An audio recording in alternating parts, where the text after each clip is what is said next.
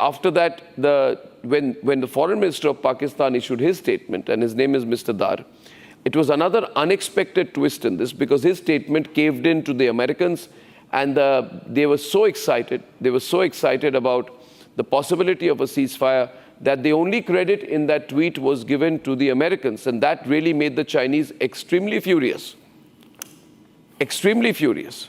And the Chinese called the Pakistanis and said that you are clearly linking on to one side. So if you see, there are two statements from China yesterday. And I said clearly that the first statement is a pre-ceasefire announcement statement. The second is a post-ceasefire announcement statement. There was a statement from Pakistan from China committing itself to the territorial integrity of Pakistan. That was meant to strengthen Pakistan's hand. However, Ishaq Dar, being a bit of a debutant in global politics, went and made the statement praising the Americans so much, and I have it on word. This is the real account of what has happened. Praising the Americans so much that the Chinese were furious. There were calls made expressing China's displeasure at the tone and tonality of the nature of the announcement, at the fact that China was not given any credit, at the fact that China was kept out of the theater of diplomacy. And the Chinese put pressure then on the Pakistanis that how did you go ahead and make this announcement without consulting us, without discussing the nature of the announcement that you would make and our inclusion in that situation. Ladies and gentlemen, today, as of today, what I'm saying tonight is this is not the time to do politics over what has happened yesterday. I wish these channels, instead of doing politics, were to put out the real account of what happened, which I have from the horse's mouth here. Now, the Chinese were furious, and the Chinese were furious at the American tilt in the Pakistan foreign minister's tweet. After that, you would see there is desperate ceasefire violations which begin to happen.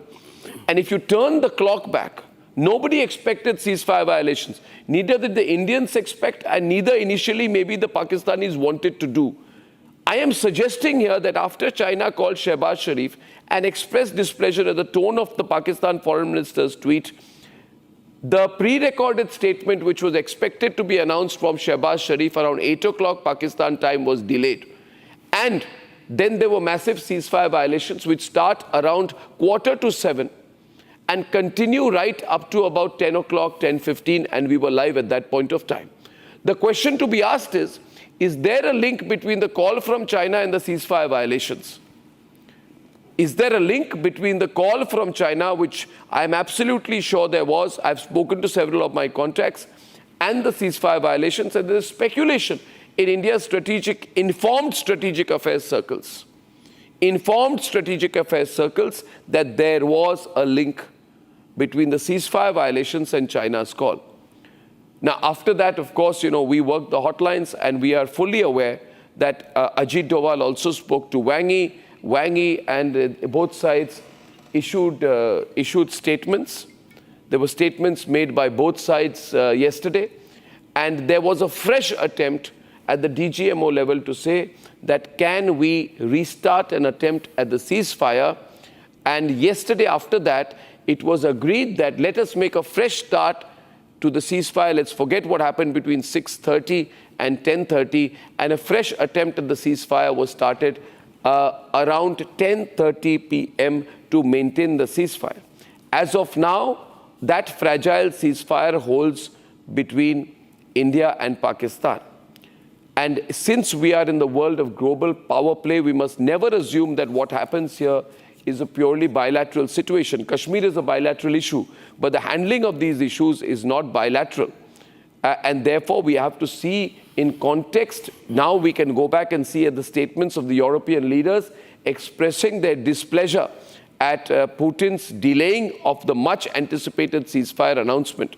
And if you see the series of statements which happened from yesterday, ladies and gentlemen, you will see that that same pattern develops. Putin is putting them on hold. Now, completely right, Deepak Vora said Trump has not had foreign policy successes. He desperately needs one. He expected 2 yesterday, he got 1. But the Chinese are still in the play. The situation on the ceasefire front will much depend on the position of China. And the front with Pakistan, ladies and gentlemen, in my view, is not a Pakistan front, it is a China front. We need to now, as a country, start looking upon the LOC and the international border as a China-controlled front and not a Pakistan front. Therefore, the peace is very fragile.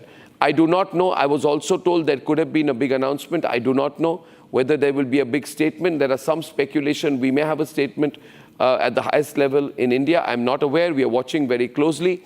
We are told there could be an 11 o'clock press conference that could happen. 11 o'clock press conference that could happen today. And we'll see where things develop from here. So, ladies and gentlemen, this is the accurate account of what has happened. While putting out this account, let me say that there are aspects of this account that I cannot put out in the interest of national security and national interest and diplomacy, which is for the Ministry of External Affairs, the National Security Advisor's office to manage.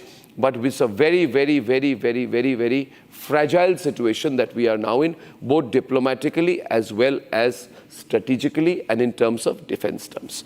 This is what I would like to say. Now, anybody wants to comment on my